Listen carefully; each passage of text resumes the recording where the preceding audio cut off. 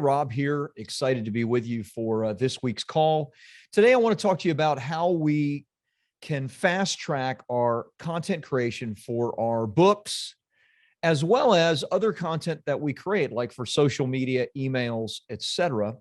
Many of you have heard of our enhanced ghostwriting system. We, of course, help people to create books through the enhanced ghostwriting system.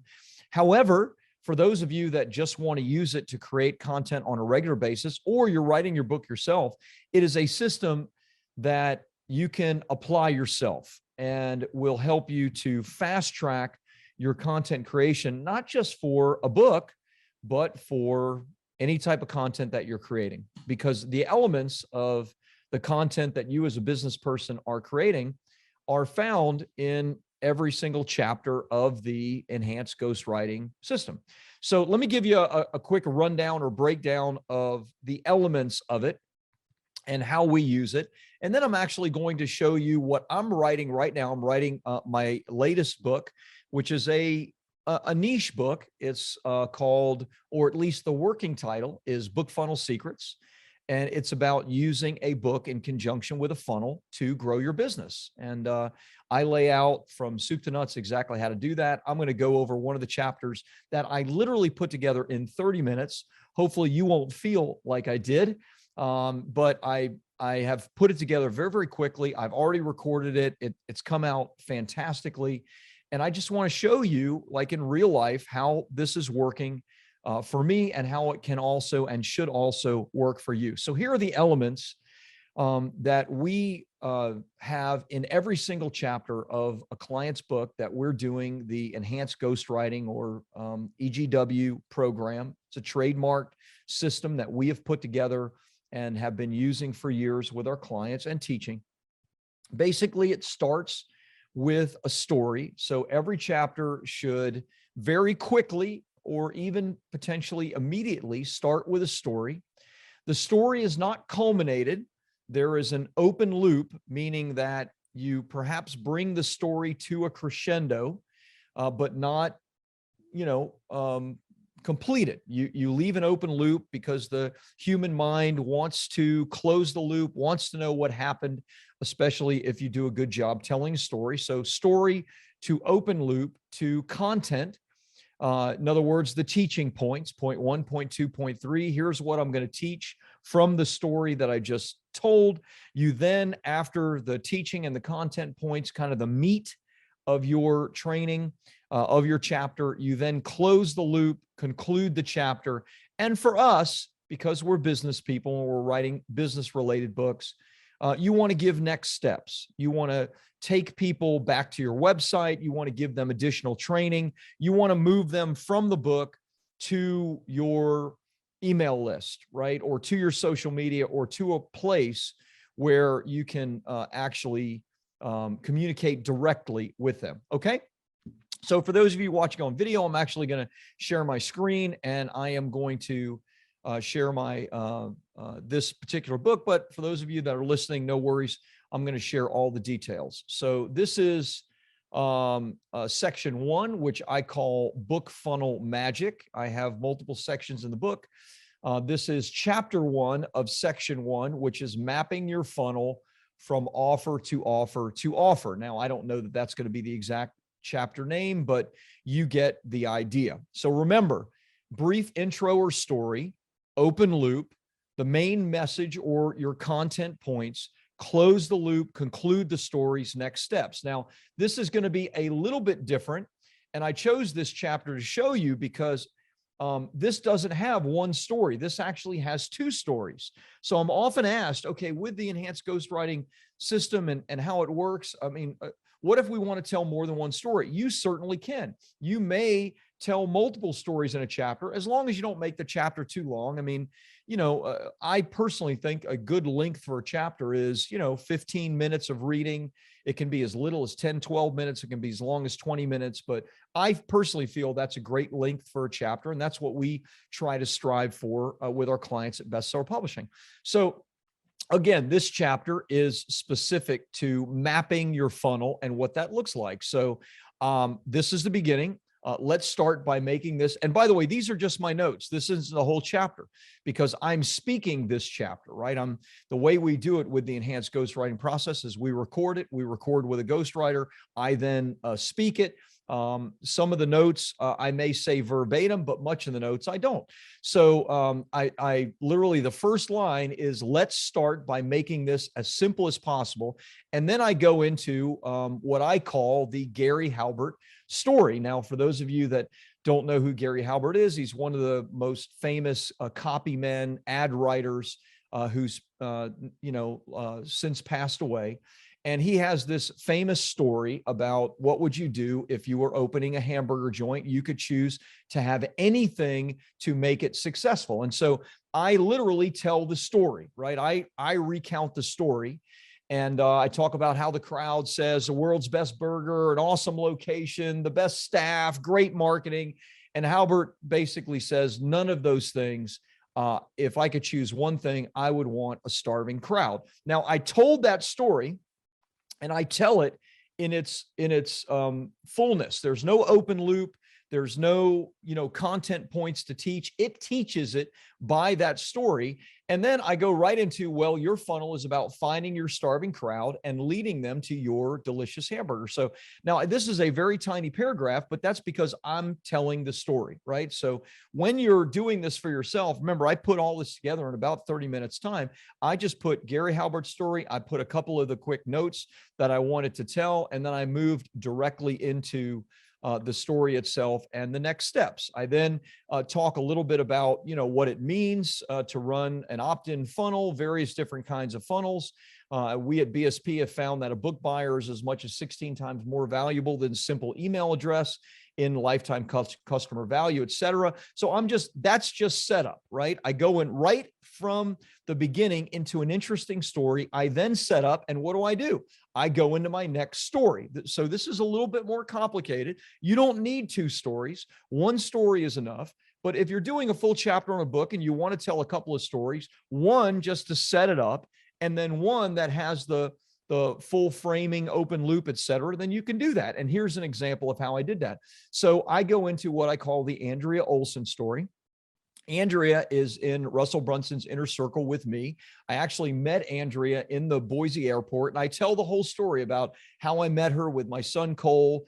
We were actually together at Russell's event for, 4 days, 3 days, whatever it was. But his inner circle has gotten big. It's like, 75 people or 100 people or something like that. We never actually met. So we ended up meeting, talking in the airport as we were flying out, leaving Boise. And she told me this fascinating story about her book and how her book, she wrote her book. She was actually a struggling mom on welfare and was just had a child and was debating whether or not to go back to work or go to work and leave her child in daycare or figure something out and take care of her child. And so literally, and I tell this whole story, I actually did a full podcast interview with her. For those of you that are interested, you could check out our podcast and look hers up because she has created this from the very first step, which was writing her book. GoDiaperFree.com is her website. I tell that story about it. And now she has a multi-7-figure business. Basically, one of the key elements is training people how to potty train their kids. And so for me, that was such a compelling story about somebody that used a book and a funnel that was on support. And the way she describes it, her words, she was on welfare and she didn't know what she was going to do. And her first year with her book, she did $45,000 and didn't need to go back to work. And now it's a multi-7-figure business because she has added book funnels into the mix. And we're actually doing her next book, which I'm really excited and honored. We're doing the enhanced ghostwriting process with her. So what did I do? So I tell her story. I don't culminate the story. I'm telling you on this training a little bit more, but I don't culminate the story, right? I simply leave the open loop about, her trying to find her starving crowd and her selling her book, $45,000 worth, never leaving her newborn. But that's just the beginning of the story. So that's the open loop. I leave you wanting more. This is the beginning of the story, not the full thing. Then I teach 4 things. Your client's funnel journey will contain some standard funnel elements. So let's discuss them. And I have point 1, point 2, point 3, point 4, discounted book offer, your bump, your one-time offer or OTO 1 and or OTO number 2. And then last but not least, your appointment opportunity. Again, those are just footnotes for me to share about each of those points. I know my business very well, just like you know your business very well. You don't need to write out all of the details of what a discounted book offer is. I don't, because I know what that is. I've built that. I've done that for many other people. I know the details of it. All I need are a couple of footnotes for me to share about it. I do that with my 4 points there. And then, as you can see, I finish Andrea's story. Today, Andrea attracts people into her world using her book. She has written several others. She meets the needs of her audience in her funnel. With her book funnel, she sells baby attire and gear that new moms need and has created an entire baby attire line because of the demand. Her one-time offer number 1 is a $50 baby attire package. She also has a complete content library for new moms that she sells as well in one-time offer number 2. Andrea's funnel took her from 45,000 per year to now multi-millions per year, simply meeting the needs of her starving crowd. By the way, and here's the next step. If you'd like to hear Andrea's story from her personally and see her funnel stats, then go here. And of course, I don't have a link right there because these are just my notes. I made some further notes. I need some other definitions in this chapter to complete it. But basically what I did and what I've done with you right there is I've shown you about 30 minutes of my work. Now I have stories in mind that I want to tell for each of these chapters, just like you should have for your book, right? You know your magic, you know how you help people, you know what you do for them. So you have to be able to match up the stories of client successes with, or your own personal success with the content that you're going to teach in that particular chapter. So I did that with Andrea's story. And I also did that with a nice framing using the Gary Halbert story in the beginning. So everything that I'm sharing with you right now is applicable to a chapter in a book. Now, could it be a long form blog post? Absolutely. It could be. Could it be, a long form email? Sure, it could be. And then you could lead them back to your website with those next steps. So it could be that, but really it fits very nicely and neatly for those of you that are interested in writing a book or you're currently in the process of writing your book yourself. So again, just to kind of reiterate and explain what I just did, every chapter looks like starting with a brief intro and a story. That's exactly what I did. From there, there's an open loop, right? Meaning you don't culminate the story. In my case, I had a very brief complete story to intro the idea. Then I started in my main story, which was about Andrea Olsen. I left an open loop. The open loop basically said, hey, that's the beginning of the story. There's a lot more that I want to tell you. Then I taught my 4 points, right? The 4 pieces of the content that relate to mapping your funnel offer. Then I closed the loop. I shared how Andrea is doing today. And then I gave next steps. And that was leading back to, hey, listen to the full podcast episode and find Andrea's stats. And I'm going to have a whole just web page built with an email opt-in so that people will opt in and join my list and join the BSP family because they've gotten interesting content or information. You can do and should do with the writing of your book exactly this. This is the fastest and simplest way for you to create content. It's even better if you have some assets set aside. Now, I'm going to get into that in just a second. But what I mean by assets are stories that you can tell, right? Frameworks that you can give on a regular basis. If you have that, then you are so far ahead of the game. So in the planning of this book, one of the things that I did is I went into my client list as well as Russell Brunson's Inner Circle. And I said, hey, does anybody have a great story about a book funnel and how you're using a book in conjunction with a funnel to grow your business, to sell more of the stuff you're selling? And I got a dozen people that are making 6 figures a month in all different kinds of industries, including Andrea that sells potty training, for crying out loud, using a book. And so I started setting appointments to have podcast episodes with each of these people that I will use for two things. One is to tell their story within each of my chapters, and I'll find the places that they fit the best. And number two, to have next step content that I can give away.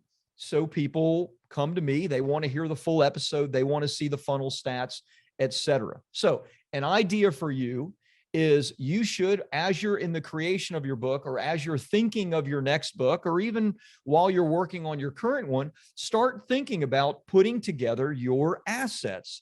Your number one asset to keep people engaged is the story that you're going to tell of success that maps out the content pieces that you're going to teach in that particular chapter or blog post or email, etc. It's the story that's compelling. It's the story that people love. So let me give you some frameworks to use when it comes to your stories. These are the kind of stories that you can and should be telling. Number one, for business books, number one, your client examples. Of course, your client examples. Now, there are sub points to your client examples. You should think about the three biggest frustrations that your clients have and why they come to you. Now, what does that mean or look like? Well, why do people come to Bestseller Publishing? Well, we have Publish, which is everything around writing and publishing a book. We have book promotion, everything around promoting the book so that it's in people's hands. And then we have Profit, everything around profiting from a book. So what are some of the frustrations that people have? Well, some people in the profit phase, in the publish phase, have been writing their books for 5 years, 10 years, and they're no further along. They're frustrated because they haven't made the kind of progress that they would like. So what should I do? Well, I should find stories around other people of mine, clients of mine who have come to me with those very frustrations, and then share the story of their frustration, their open loop, and how they overcame that frustration. I tell the story of U.S. Ambassador Delano Lewis, who was also the CEO of NPR, and he sat on the board of Apple Computers for years. And I share about his story, how he paid a ghostwriter, it didn't work out. He tried to write his book on his own, it didn't work out. And this is a very successful man.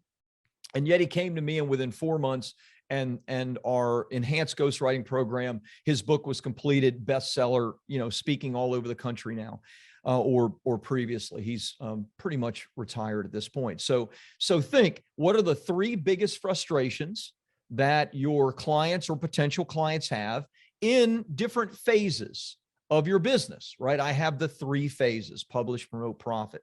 The converse of that, what are the three biggest desires that your ideal client has, right? What are the things that they want? Well, for me, again, going back to the BSP example, it might be that, gosh, they desire badly to leave a legacy, to make a difference in other people's lives, and they want to use their book to do that. And that desire has given them great drive and driven them to complete their book, and yet their book is still not completed. So this is an example of someone I can find their story where they had this great desire to leave a legacy. I could even use a story of my own personal example, or I could use a story from something else like history or sports, etc.